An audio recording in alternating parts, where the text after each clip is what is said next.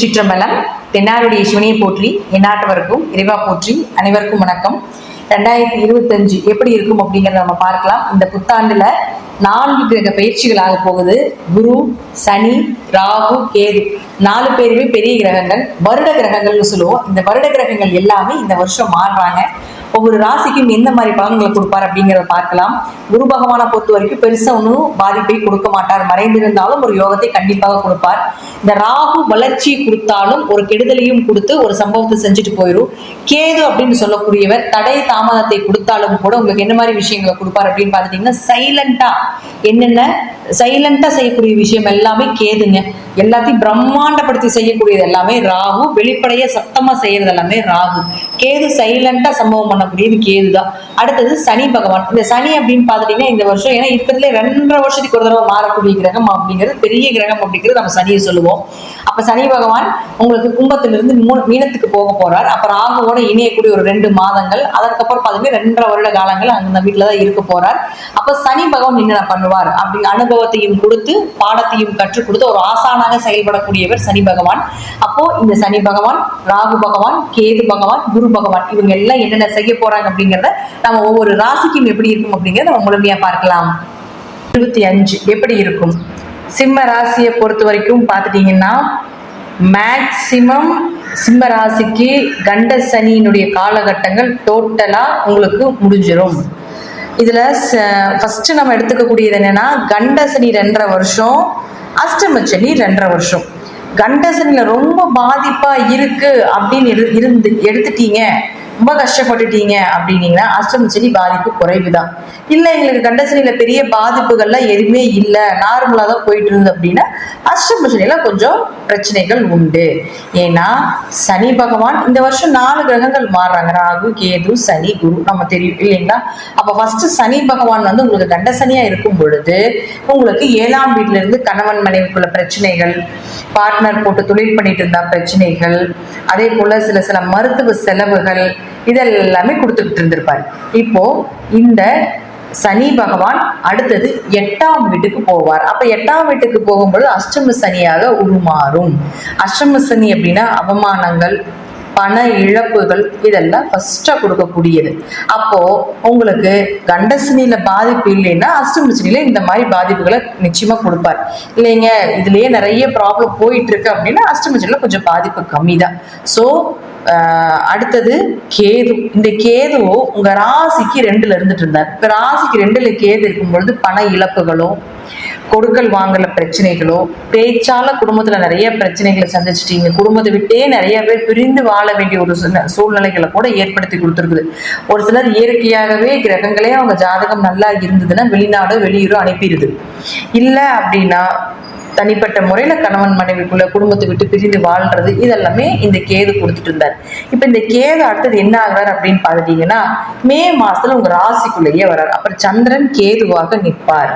அப்ப இந்த சந்திரன் கேது என்ன செய்யும் அப்படின்னு பாத்துட்டீங்கன்னா, மனக்குழப்பங்கள், முடிவெடுக்க முடியாத ஒரு தன்மைகள், என்ன பண்றதுன்னு தெரியலீங்க, எது பண்ணினாலும் தடையா இருக்குது, தாமதங்களா இருக்குது, ஒரு விஷயம் வர மாதிரி இருக்கு, நம்ம கைக்கு வரமாட்டேங்குது, அங்க பணம் கொடுக்குறாங்க, அங்க என்னுடைய பணம் நிற்குது, அதுல எனக்கு திரும்பி வரமாட்டேங்குது அப்படிங்கிறது எல்லாமே இந்த கேது உங்களுடைய ராசிக்குள்ள வரும்போது பண்ணுவார். இந்த கேது அப்படின்னு சொல்லக்கூடியவர் அருளை கொடுக்கக்கூடியவர். பொருளை கொடுக்கறது யாருன்னு பார்த்துட்டீங்கன்னா இந்த ராகு தான். அப்போ அருள் அப்படின்னா ஸ்பிரிச்சுவல் லைஃப், ஆன்மீகத்தில் இருக்கக்கூடியவங்க, இறை வழிபாடு, இறை சக்தி, பிரபஞ்சத்தின் ஆற்றல் இது எல்லாத்துக்கும் சக்சஸ் கொடுக்கக்கூடியது இந்த கேது. ஆனா பொருள், சந்தோஷங்கள், கணவன் மனைவி அந்யோன்யங்கள், பெரிய லைஃபை கொடுக்கறது, பிரம்மாண்ட யோகத்தை கொடுக்கறதுக்கெல்லாம் ராகு தான், கேது வரமாட்டார். அப்போ உங்க கேது உங்க ராசிக்குள்ள வரும் பொழுது அதிக ஆன்மீக வழிபாடும் இறை வழிபாடும் நிச்சயமாக உங்களுக்கு தடை தாமதத்தையும் மனக்குழப்பத்தையும் விலக்கி கொடுக்கும் அப்படிங்கிறது உண்மை. அது மட்டும் இல்லாம கேதுவுக்கு ராகுவுக்கும் வீடு கிடையாது. அவர்கள் ஒரு நிழல் கிரகங்கள். அவர்கள் எங்க இருக்கிறார்களோ அந்த இடத்தை தன் வீடாக எடுத்துக்கொள்வார்கள்.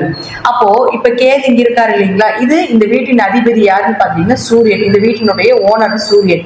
உங்க ஜாதகத்துல சூரியன் நல்லா இருந்து விட்டால், எழுதிக்கோங்க, உங்க ஜாதகத்துல சூரியன் நல்லா இருந்துட்டால் இந்த கேதுவால பாதிப்பு கொஞ்சம் குறைவுதான்.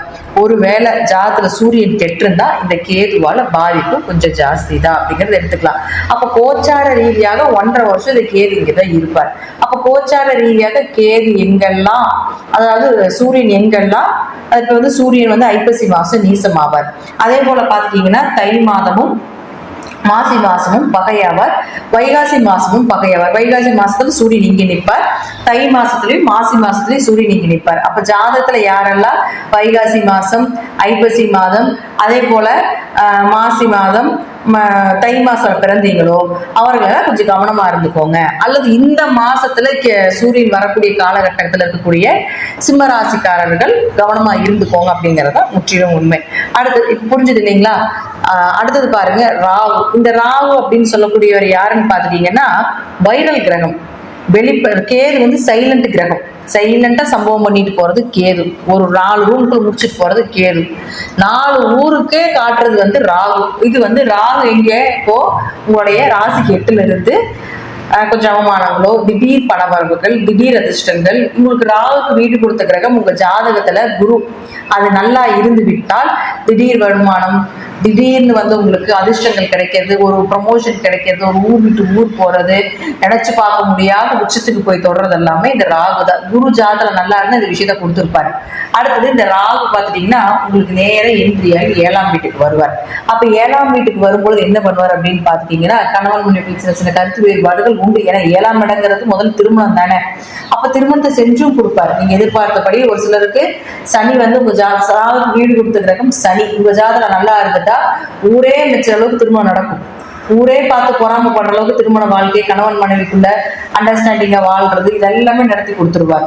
ஒருவேளை உங்க ஜாதகத்துல சனி கெட்டுட்டா கொஞ்சம் திருமணத்துல கொஞ்சம் தடைகளை படுத்தும், கணவன் மனைவிக்குள்ள கொஞ்சம் பிரச்சனைகளை ஏற்படுத்தி கொடுக்கும். ஏன்னா கோச்சார ரீதியாகவே ராகு இங்க வந்ததுக்கு அப்புறம் ராகுக்கு வீடு கொடுத்த சனி 8க்கு போய் மறைகிறார். அப்போ ராகுக்கு வீடு கொடுத்த சனி மறையும் பொழுது நிச்சயமாக உங்களுக்கு பாதிப்புகள் உண்டு அப்படிங்கிறத தெரிஞ்சுக்கோங்க. சனிக்கு வீடு கொடுத்த குரு உங்க ஜாதகத்துல நல்லா இருந்துட்டாருன்னா பெரிய ஜாக்பாட் அப்படிங்கிறது இந்த சிம்மராசிக்காரர்களுக்கு இந்த மாதம் உண்டு. கொஞ்சம் குழப்பங்களாக இருக்கலாம். இன்னொரு தடவை இந்த வீடியோ நீங்க போட்டு பார்த்தீங்கன்னா நீங்க ஜோதிடரே அணுக வேண்டிய அவசியமே கிடையாது. அந்த அளவுக்கு தெளிவா கொடுத்துட்டேன். இது கிளாஸ்ல ஜோதிட வகுப்புல கொடுக்கக்கூடிய ஒரு விதிகளை உங்களுக்கு புரியணும் அப்படிங்கிறதுக்காக நம்ம எல்லாத்துக்கும் போல இப்படிதான் இருக்கும் அப்படிதான் இருக்குன்னு சொல்லாம நீங்க அனலைஸ் பண்ணிக்கக்கூடிய அளவுக்கு நான் சிம்மராசிக்காரர்களுக்கு கொடுத்துருக்கிறேன். ராகுக்கு வீடு கொடுத்த சனி உங்க ஜாதகத்துல நல்லா இருந்தால், ஏன்னா இனி அடுத்தது ராகுன்னா இங்க கிடையாதுங்க, ராகு இங்க அடுத்தது இங்க வரப்போகிறார். அதனால இந்த இடத்துக்கு வீடு கொடுத்த சனி போக உங்க ஜாதகத்துல நல்லா இருந்தா ராகுவால பாதிப்புகள் இல்லை. ஏன்னா 7ஆம் இடங்கிற ராகுக்கு தோஷத்தை கொடுக்கக்கூடிய ஒரு வீடு. அப்போ அந்த இடத்துக்கு வரும்பொழுது கொஞ்சம் கவனமாக இருக்கணும் அப்படிங்கிறத நம்ம முற்றிலும் சொல்லிக்கிட்டே இருக்கிறோம். அடுத்து சனி பகவான், ராகு பகவான், கேது பகவான், இவங்க எல்லாமே உங்களுக்கு ஒரு பாதிப்புகள் கோச்சார ரீதி ஜாதகத்தை பார்க்காம கோச்சார ரீதியாக கொஞ்சம் பிரச்சனையை கொடுத்துட்டு இருந்தாலும் கூட உங்களுக்கு ஹீரோவா இருக்கக்கூடிய 5ஆம் அதிபதி அதிர்ஷ்டத்தை தரக்கூடிய குரு பகவான் 10ல இருந்து தொழில கொடுத்துட்டு இருந்தாலும் அடுத்தது லாபஸ்தானத்துக்கு 11ஆம் வீட்டுக்கு வரப்போகிறார். அப்போ அதிக லாபங்கள், அதிக தேவைகள் இருந்தாலும் கூட அதற்கு ஈக்குவலான பணவரவு அப்படிங்கிறது நிச்சயமாக உண்டு. சோ நீங்க மற்ற பாவகிரகங்கள் உங்களுக்கு பாதிப்பை கொடுத்தாலும் கூட குரு இருக்கக்கூடிய இந்த 1 வருட காலங்கள் நிச்சயமாக உங்களுக்கு பாதிப்புகள் கொஞ்சம் குறைவாக தான் இருக்கும். எப்படியும் பணவரவு அப்படிங்கிறது ஏற்படுத்தி கொடுத்துருவார், லாபத்தையும் ஏற்படுத்தி கொடுப்பார் அப்படிங்கிறதுலையும் மாற்றமே இல்லை. சோ 8ஆம் அதிபதியாகவும் குரு இருக்கிறதுனால நல்லா பார்த்துக்கோங்க. சனிக்கு வீடு கொடுத்த குரு இங்க சனி அடுத்து இங்க வந்துருவார் இல்லைங்களா? மார்ச் மாசத்துல சனிக்கு வீடு கொடுத்த குரு 11க்கு வரப்போகிறார். அவர் வருட கிரகம். அப்போ திடீர் வருடம் குரு இங்க வந்ததுக்கு அப்புறம் தான் திடீர் அதிர்ஷ்டங்கள், திடீர் வருமானங்கள், திடீர் வெளிநாடு பயணங்கள், ஜாக்பாட் வருடங்களாக இந்த வருடம் இருக்கும். அப்ப குரு எப்ப வருகிறார் அப்படின்னு பாத்துக்கோங்க, மே மாசம் வரார். அப்ப மே மாசத்துக்கு மேல சிம்ம ராசிக்காரர்களுக்கு ஒரு ஜாக்பாட் மாதமாக இருக்கும். உங்க ஜாதகத்தில் குரு கெட்டிருந்தாலும் கூட இதுல கோச்சாரப்படி வரும் பொழுது நிச்சயமாக ஒரு யோகத்தை ஏற்படுத்தி கொடுப்பார் அப்படிங்கறத முற்றிலும் உண்மை. மே மாதத்திற்கு சிம்ம ராசிக்கு ஓரளவுக்கு ஒரு 60% மேல நல்ல ஒரு வருடங்களாகவும் நல்ல பணவரவு, பொருள் வரவு, சுப நிகழ்ச்சிகள், தேவைக்கு அதிகமான பணம் வளர்ச்சி, பொருளாதார வளர்ச்சி இதெல்லாமே உண்டு அப்படிங்கிறதுல மாற்றம் இல்லை. சோ என்னென்ன கிரகங்கள் என்னென்ன பண்ணும், எந்த இடத்தில் இருந்து பண்ணும், அந்த வேலையை மட்டும்தான் செய்யும். சனி 7ஆம் இடத்துல இருந்தா 7ஆம் இடம் வேணுமோ அதை மட்டும்தான் செய்யும். மற்றபடி மற்ற கட்டத்துல இயக்காது. அப்ப சனிக்கு 6 வீடு பார்த்து கொடுத்துருப்போம் இல்லைங்களா? ஃபர்ஸ்ட் அந்த சனி பயிற்சி பார்த்தீங்கன்னா உங்களுக்கு தெரியும். அந்த சனி ஒரு இடத்துல இருந்து ஒரு இடத்துக்கு மாறும்போது 6 கட்டத்தை பிடிப்பாரு. அப்ப அந்த 6 கட்டத்துல கிரகங்கள் இருந்தா மட்டும்தான் அதை இயக்கும். கிரகங்கள் இல்லைன்னா அது பெரிய அளவுக்கு இயக்காது அப்படிங்கறத முற்றிலும் உண்மை. ஒவ்வொரு பதிவுகளும் என்னோட பதிவுகள் பார்த்தீங்கன்னா நிச்சயமாக புரியும். இன்னொரு முறை கூட நீங்க இந்த வீடியோ பண்ணி பார்த்தீங்கன்னா, பிளே பண்ணி பார்த்தீங்கன்னா நான் சொல்லக்கூடிய விஷயம் உங்களுக்கு தெளிவாக புரியும். நன்றி. மீண்டும் ஒரு நல்ல பதிவில் சந்திக்கலாம். திருச்சிற்றம்பலம், தில்லையம்பலம், ஸ்ரீ நரசிம்ம திருவையிலே சரணம்.